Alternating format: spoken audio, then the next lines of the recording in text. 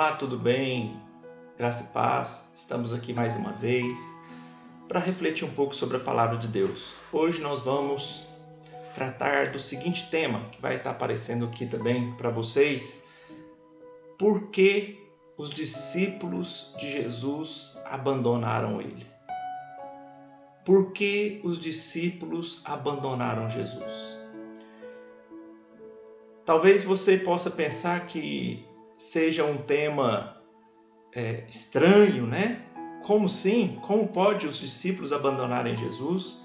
Mas aconteceu isso quando Jesus falava e pregava os seus discursos, aquilo que ele veio trazer do Pai.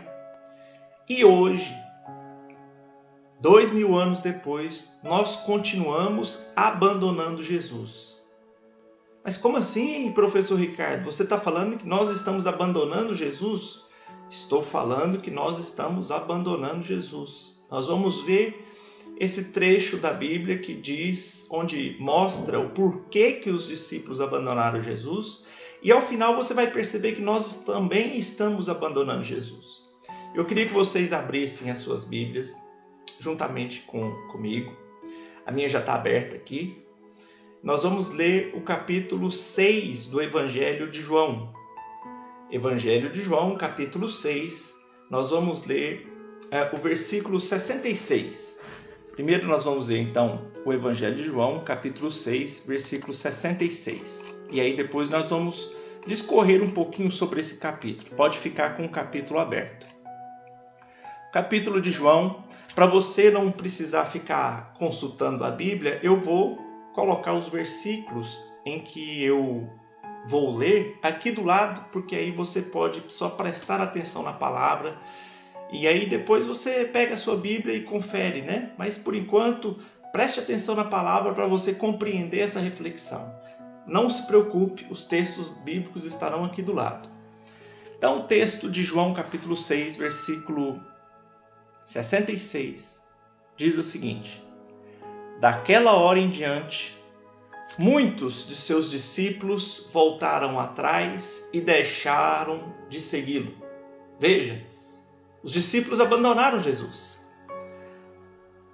Mas o texto diz, daquela hora em diante. O que foi que Jesus disse? O que foi que Jesus fez para que os discípulos abandonassem Jesus? E aí, para a gente compreender isso, nós temos que ler o capítulo todo. E aí nós vamos começar lá do versículo 1. Então, para a gente não ler todo o capítulo, eu vou explicar mais ou menos a história. Versículo 1 diz o seguinte, vamos ler o 1 e o 2. Diz assim: algum tempo depois, Jesus partiu para outra margem do mar da Galileia. E grande multidão continuava a segui-lo, porque vira os sinais miraculosos que ele tinha realizado nos doentes. Eu estou lendo na versão NVI, tá? Na NVI. Veja, Jesus morava em Cafarnaum. Ele tinha ido para o outro lado do mar da Galileia, para o outro lado da margem, né? O mar da Galileia não é um mar, é um lago, né? Chamado de Lago de Tiberíades, ou Lago de Genezaré. Na verdade é um grande lago. Ele tem aproximadamente 14 quilômetros de largura por 28, 30 de comprimento. É um grande lago. Jesus estava ali e curando e realizando sinais. Presta atenção que é muito importante você entender o que significa esses sinais. Ele estava realizando sinais. De repente, juntou grande multidão. Tinha 5.000 pessoas, 5.000 homens, fora mulheres e crianças. Aí, de repente, Jesus chama um dos discípulos. Ele chama primeiro a Felipe e diz: Felipe, onde que nós iremos comprar pão para alimentar esse povo? Mas Jesus, no versículo 6, ele faz essa pergunta, mas ele já sabia o que ele iria fazer. Ele fez essa pergunta apenas para pôr à prova Felipe. Versículo 6 diz assim: fez essa pergunta apenas para pô-lo à prova, pois já tinha em mente o que iria fazer. E aí Felipe fala: olha, Jesus, Senhor, não dá. Nós não temos nem dinheiro para comprar esse tanto de pão e nem padaria. Não há padaria suficiente para fornecer 5.000 pães para a gente alimentar esse povo. Mas aí, o outro discípulo, André, que era o irmão de Pedro, encontra ali um menino que tinha 5 pães e 2 peixinhos. E aí André fala, olha, mestre, tem ali um menino que tem 5 pães e 2 peixes. Então Jesus manda trazer esses 5 pães e 2 peixes, manda todos se assentarem. E aí acontece mais um sinal miraculoso. Aqueles 5 pães e 2 peixes são suficientes para alimentar toda aquela multidão. A multidão come até ficar satisfeita. Veja, versículo 11. Então Jesus tomou os pães, deu graças e o repartiu entre os que estavam assentados, tanto quanto queriam, e fez o mesmo com o peixe. Versículo 12. Depois que todos receberam o suficiente, ou seja, todos ficaram cheios, né? Não foi um pãozinho para cada um, não. Todos comeram até se encherem, né? Se empanturrarem. Jesus mandou guardar o que sobrou. Sobrou ainda 12 cestos de pão e de peixe. E aí, veja o que diz o versículo 14. Depois de ver o sinal miraculoso que Jesus tinha realizado, o povo começou a dizer, sem dúvida, este é o profeta que devia vir ao mundo. Depois que eles viram este sinal miraculoso, eles falaram, sem dúvida, este é aquele profeta que deveria vir ao mundo. Mas, versículo 15, sabendo Jesus que pretendiam proclamá-lo rei à força, retirou-se novamente sozinho para o monte. Quando eles viram o sinal que Jesus estava fazendo, dessa multiplicação dos pães, eles não tiveram dúvidas, este é o profeta que havia de vir. Mas eles queriam fazer Jesus rei à força, proclamá-lo rei à força. A intenção deles é fazer Jesus lutar contra Roma para libertá-los. Jesus, vendo que essa era a intenção deles, saiu e foi ficar sozinho. Ao anoitecer, a noite já tinha caído. Os discípulos desceram para o mar, para o barco, não viram Jesus, não sabiam onde estava Jesus e eles então voltaram para Cafarnaum. No meio do lago, já tinham remado ali, talvez 7, 8 quilômetros, no meio do lago, vem uma tempestade. Eles começam a ficar com medo. Ao longo, eles olham e veem um homem vindo e caminhando sobre o mar. Ficam assustados. Jesus fala, não tenham medo, sou eu. E aí, eles chegam do outro lado. E aí, o que acontece? No dia seguinte, versículo 22. No dia seguinte, a multidão que tinha ficado do outro lado do mar percebeu que apenas um barco estivera ali. E que Jesus não havia entrado nele com seus discípulos, mas que eles tinham partido sozinhos. Quando a multidão, versículo 24, quando a multidão percebeu que nem Jesus, nem os discípulos estavam ali, entrou nos barcos e foram para Cafarnaum em busca de Jesus. Então aqueles outros discípulos que tinham sido alimentados pelos pães e pelos peixes, uma multidão de gente, perceberam que Jesus já não estava ali mais, já tinha voltado para Cafarnaum. Então eles pegaram barcos e foram para Cafarnaum atrás de Jesus. Versículo 26. Versículo 25. Quando encontraram Jesus do outro lado do mar, perguntaram-lhe, mestre, quando chegastes aqui? Então veja, eles estavam lá, tinham acabado de acordar, depois daquele sinal miraculoso dos pães. Procuraram Jesus, não encontraram Jesus. Falaram, olha, Jesus então está lá do outro lado, está para Cafarnaum, vamos para lá atrás de Jesus. Chegaram lá, eles ficaram intrigados, como que Jesus tinha ido para ali, porque nós não vimos Jesus entrar dentro do barco com os discípulos. E aí eles perguntam, mestre, como chegastes aqui? Jesus ignora totalmente a pergunta deles e responde da seguinte forma, versículo 26. A verdade é que vocês estão me procurando não porque viram os sinais miraculosos, mas porque comeram os pães e ficaram satisfeitos. Olha o que Jesus diz para eles. Olha, vocês estão aqui atrás de mim, me procurando, não é porque vocês viram os sinais miraculosos e creram nos sinais. Vocês estão aqui é porque vocês encheram a barriga de pão ontem. Vocês se satisfizeram com os pães ontem, estão com a barriga cheia. E vocês, na verdade, estão aqui, não é procurando aquele profeta que fala em nome de Deus. Vocês estão aqui querendo mais pão e peixe. Vocês estão aqui querendo mais comida. Aí olha o que Jesus continua dizendo no versículo 27. Não trabalhem pela comida que estraga, mas pela comida que permanece para a vida eterna. Ou seja, parem de ficar procurando somente aquilo que satisfaz a barriga de vocês, o ventre de vocês. Parem de procurar aquilo que satisfaz apenas a matéria. E aí eles perguntam para Jesus, mas então o que nós devemos fazer? O que o Senhor requer de nós? O que o Senhor quer que a gente faça? Jesus falou assim, eu quero que vocês creiam, que vocês acreditem no que eu estou falando. Eu quero que vocês creiam no Deus que me enviou. Versículo 29, a obra é esta, é que vocês possam crer naquele que me enviou. Porque o sinal miraculoso é uma chancela divina. Vocês não estão crendo. Eu estou operando sinais, milagres, é para que vocês creiam naquilo que eu estou falando. Não é para vocês ficarem abismados e procurando só os sinais.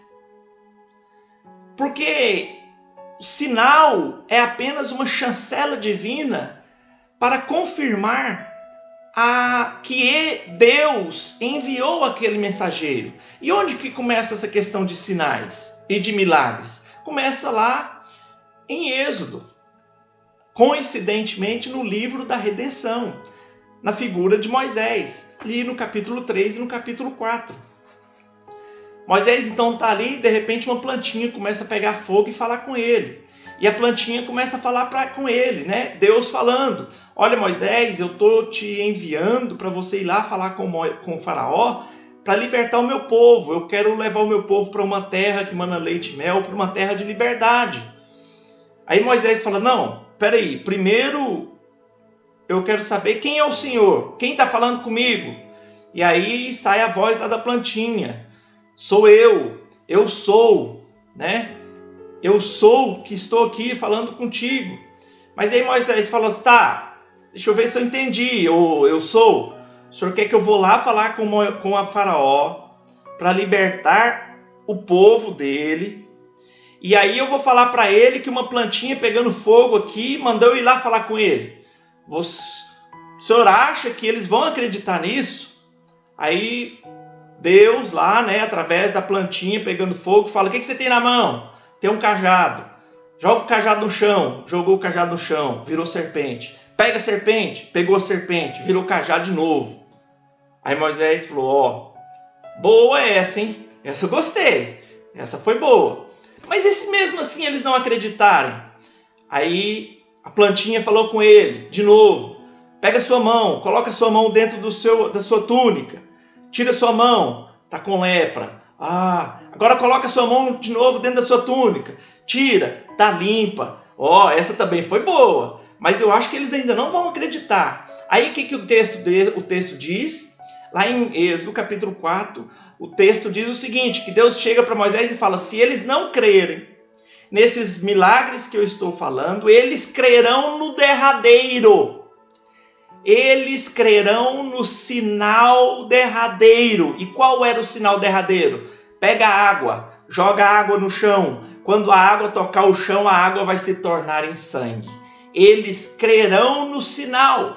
Veja, o sinal, o milagre é apenas uma chancela divina para comprovar de que aquele homem está sendo enviado e aquilo que ele fala é palavra de Deus. O milagre é então um sinal para que as pessoas possam crer que aquilo que o profeta enviado está falando é palavra de Deus. Então, milagre é um sinal de autenticação da palavra. E aí, voltando ali para o texto de João, Jesus estava fazendo sinais. Só que o povo estava querendo apenas, buscando Jesus apenas pelos sinais. É como se o sinal estivesse apontando para Cristo, mas eles estivessem olhando apenas para o dedo. O sinal está apontando para Cristo, falando: olha, presta atenção no que esse homem está falando, porque ele é enviado de Deus. E aquilo que ele está falando é palavra de Deus. Mas ao invés deles crerem naquilo que Jesus estava falando, eles ficaram olhando só para o dedo. Eles estavam abismados, admirados apenas pelos sinais. E eles estavam procurando Jesus apenas pelos sinais. E Jesus fala: vocês estão me procurando apenas porque vocês encheram a barriga ontem com pão. E vocês querem mais pão. Vocês querem este pão que só pode levar vocês até o túmulo. E aí eles perguntam: mas então o que nós devemos fazer? Jesus falou: vocês têm que crer naquilo que eu estou falando. Mas eles estavam querendo apenas os sinais. E aí Jesus continua. E aí eles falam: tá, mas ô mestre, esse negócio de sinal aí, a gente entende. Esse negócio de sinal a gente entende. Porque a gente sabe que os nossos pais lá no deserto comeram do pão que Moisés fez cair do céu. Então esse negócio de sinal a gente entende. Moisés lá no deserto fez cair o pão do céu. E nossos pais comeram. E Jesus falou assim: não, para com isso. Aquele pão que caiu lá do deserto não foi Moisés que deu. Aquele pão caiu porque o meu pai fez cair aquele pão no deserto. Mas presta atenção. Aquele pão que os seus pais comeram no deserto não levou eles para além do túmulo. Porque eles comeram o pão, mas morreram. Todos aqueles que estavam no deserto comeram o pão, mas morreram. O que eu estou querendo dizer para vocês é que tem um pão, e aquele pão que vocês comeram ontem também, que vocês estão aqui querendo comer de novo, vocês vão comer e vão continuar morrendo, porque é apenas um pão de farinha. Mas eu tenho um pão que é celestial, um pão que se você comer deste pão, você vai ter vida eterna. Aquele pão que desceu do céu, que desceu lá no maná, não dá vida para vocês. Mas aí Jesus diz, versículo 33, pois o pão de Deus é aquele que desceu do céu e dá vida ao mundo. E aí eles disseram: tá, Senhor, mas então cadê esse pão? Cadê esse pão? Eu acho que Jesus já estava cansado desse povo. Jesus está ali tentando mostrar para eles que ele era o pão que caiu do céu e eles: cadê esse pão? Aí Jesus responde, versículo 35. Então Jesus declarou: eu sou o pão da vida. Aquele que vem a mim nunca terá fome. Aquele que crê em mim nunca terá sede. E aí Jesus continua falando para eles que o pão verdadeiro é aquele que cai do céu, porque aquele pão dos antepassados deles só pode levar eles até o túmulo. Versículo 51, eu sou o pão vivo que desce do céu. Se alguém comer deste pão, viverá para sempre. E este pão é a minha carne, que eu darei pela vida do mundo. Jesus, versículo 53, disse: eu lhes digo a verdade, se vocês não comerem a carne do Filho do Homem, não beberem o seu sangue, não terão vida em si mesmos. Todo o que come a minha carne e bebe o meu sangue tem a vida eterna, e eu o ressuscitarei no último dia. Versículo 55, pois a minha carne é verdadeira comida e o meu sangue é verdadeira bebida.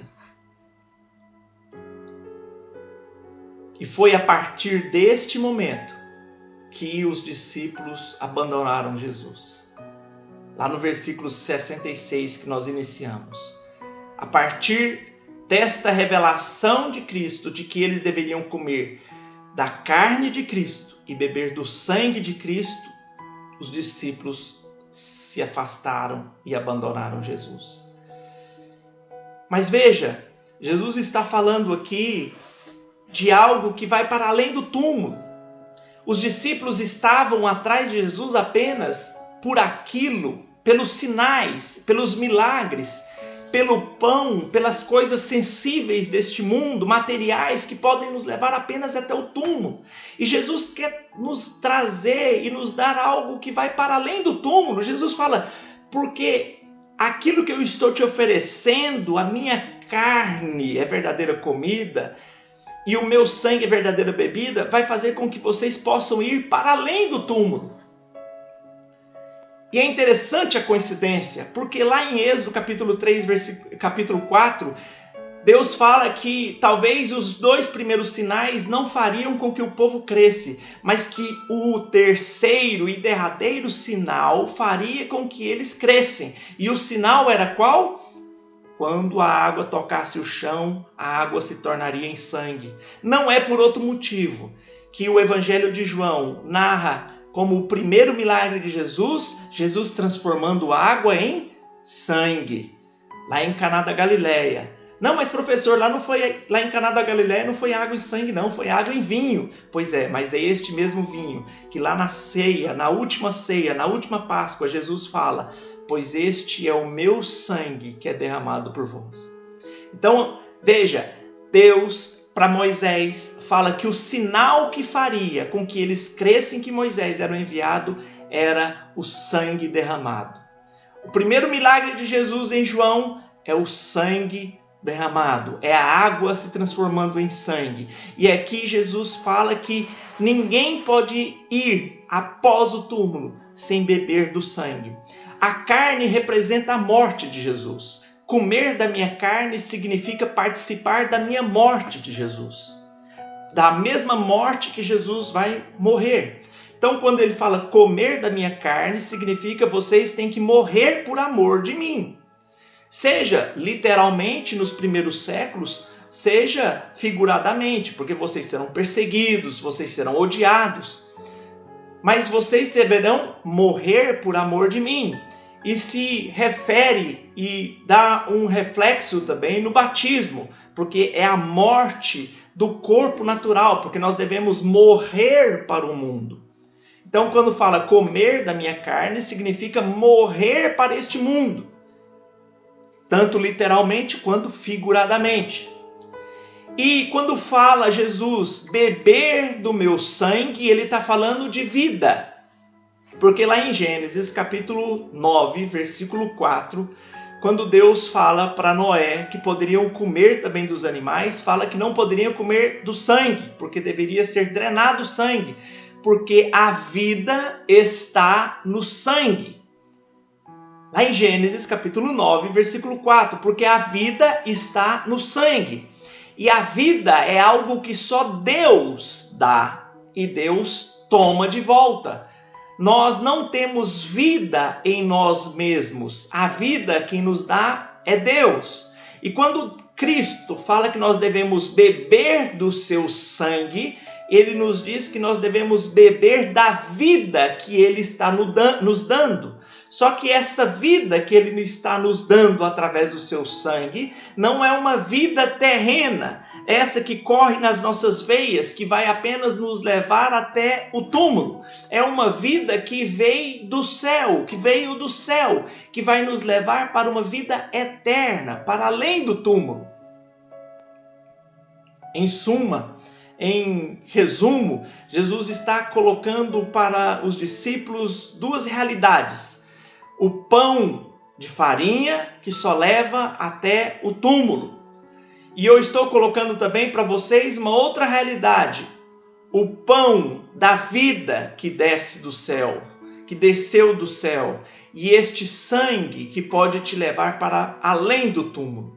Jesus está falando, aquilo que vocês estão procurando só podem levar vocês para apenas até o túmulo. Vocês estão preocupados e procurando apenas aquilo que está entre o berço e o túmulo. Mas eu estou aqui mostrando para vocês algo que pode levar vocês para além do túmulo. Uma vida eterna. E o que foi que eles fizeram? Abandonaram Jesus. Porque muitos estão procurando Jesus apenas para se satisfazerem daquilo que leva até o túmulo. Se satisfazerem das coisas que nos preenchem apenas até o túmulo. Pouquíssimos estão preocupados com as coisas que podem nos levar para além do túmulo. Quando Jesus coloca essas duas escolhas na nossa frente, a grande maioria abandona Jesus, porque eles não estão preocupados com aquilo que acontece no porvir, aquilo que Paulo diz que olho nenhum viu, que ouvido nenhum ouviu, que ninguém jamais imaginou, e que são justamente essas as coisas que Deus tem preparado para os seus filhos. Ninguém está preocupado com isso. As pessoas estão preocupadas somente naquilo que satisfaz a carne, a barriga, que preenche a fome natural, a fome dos desejos da carne, mas que leva somente até o túmulo. Infelizmente, aquilo que Jesus veio nos oferecer, que é algo espiritual, que transcende a vida material que nós temos, as pessoas não querem isso. As pessoas não querem uma vida que vai para além do túmulo. Por quê? Porque quando Cristo fala de pão e vinho, fala de aliança. As pessoas não querem uma aliança com um Deus, mesmo que esse Deus esteja oferecendo uma vida para além dessa vida. As pessoas só querem aquilo que as suas mãos podem tocar, que elas podem comer, que podem satisfazer os seus desejos da carne. Muito pouco sobra quando Jesus coloca essas duas decisões. Ninguém quer compromisso e aliança com Deus, mesmo que essa aliança possa nos dar uma vida eterna. Foi por esse motivo que muitos abandonaram Jesus. E se nós olharmos para a igreja de hoje, muitos estão igual aqueles discípulos. Estão indo atrás de Jesus, apenas procurando o pão de farinha, aquele pão material que só leva até o túmulo. As pessoas não estão compreendendo a mensagem de Cristo. Cristo não veio apenas para fazer milagres e trazer prosperidade, para trazer coisas materiais. Cristo veio como pão vivo do céu para nos dar uma vida para além dessa vida. Só que as pessoas não entenderam isso. Elas estão gastando toda a sua energia vital apenas buscando as coisas materiais deste mundo. Elas não querem um compromisso e uma aliança com Jesus. Elas não querem comer a carne de Jesus. Elas não querem comer o sangue de Jesus, que é a única coisa que nos garante uma vida para além do túmulo. Infelizmente, a igreja de hoje, a igreja moderna, está exatamente como aqueles discípulos, correndo apenas atrás dos milagres de Jesus. Eu espero que você tenha compreendido a mensagem. Eu espero que essa mensagem possa falar com você. Eu espero que essa mensagem possa produzir frutos na sua vida. E te dizer sempre o seguinte: se a sua vida está pautada apenas naquilo que se vê, que se toca, você está perdendo e gastando o tempo da sua vida apenas com as coisas que podem te levar até o túmulo. Jesus tem algo muito melhor, muito mais valioso para nós. Só que para você alcançar esse status de cidadão dos céus, que viverá para além do túmulo, você precisa comer da carne dele e beber do seu sangue. Você precisa fazer uma aliança com ele. E, acima de tudo, você precisa compreender o que Jesus está querendo dizer. Pare de ficar olhando para o dedo, porque o dedo apenas está apontando para Cristo. O dedo está falando apenas dos sinais. Compreenda o que Jesus está falando. Compreenda o que ele está dizendo à igreja. Porque se você ficar correndo atrás apenas dos sinais miraculosos, você vai perder aquilo que é mais precioso, que é a mensagem que Cristo veio trazer, que é uma mensagem de vida eterna. Amém? Que essa mensagem possa produzir frutos na sua vida. E isso é o que nós oramos, isso é o que nós pedimos. Tá bom?